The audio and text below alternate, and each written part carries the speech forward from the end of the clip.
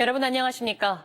먼바다 조업에 나서는 어민들에게 위성 전화는 위치나 안전 확인을 위해 가장 중요한 수단 가운데 하나입니다. 하지만 최근 석 달이 넘도록 이 위성 전화가 먹통이 된 상황인데요. 당분간 마땅한 해결책도 없어서 어민들의 안전이 위협받고 있습니다. 이효형 기자입니다. 지난달 차기도 해상에서 위치 자동 식별 장치 신호가 끊겼던 통발화선 A호. 다행히 조업 중인 것으로 확인되긴 했지만 당시 10여 척의 해경 경비함정이 투입되는 등 한바탕 소동이 빚어졌습니다. 위치 확인을 위한 위성 전화마저 송수신이 불가능했기 때문입니다. 위성을 활용하는 위성 전화는 수백 킬로나 떨어진 먼바다에서도 송수신이 가능하지만 지난 4월부터 이 전화가 완전히 먹통인 상황입니다. 제주 연근해어선의 80%인 270여 척에서 같은 문제가 발생했습니다.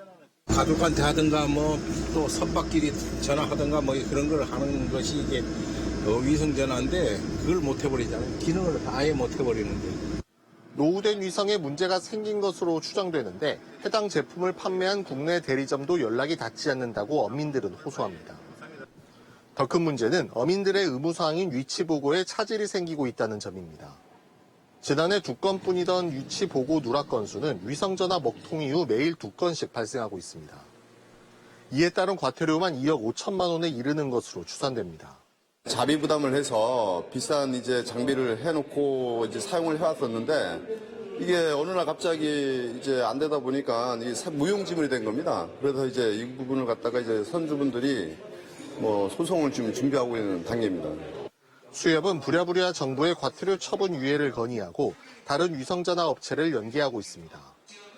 하지만 추가 설치비 부담에다 신규 장비를 설치하더라도 빨라야 오는 9월쯤부터 사용이 가능한 상황입니다.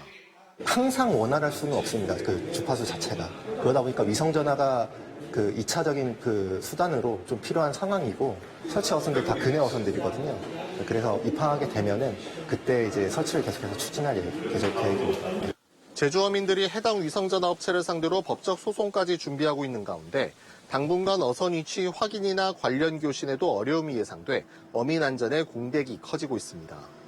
JIBS 이효형입니다.